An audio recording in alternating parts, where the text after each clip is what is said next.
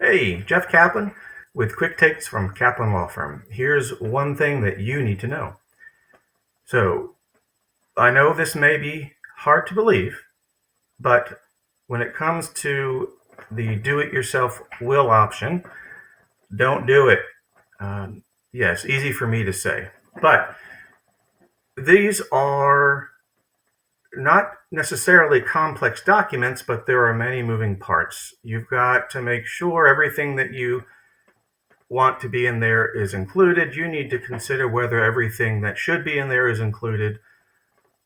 Yeah, the forms may be adequate at times, but you get one shot at this, so don't screw it up.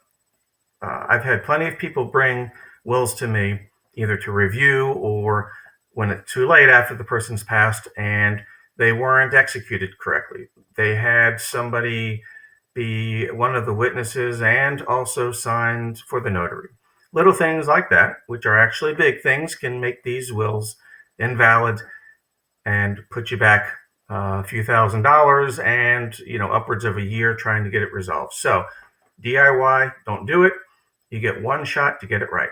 If you have questions, want to talk about it further, give me a call. Jeff Kaplan, Kaplan Law Firm. Have a great day.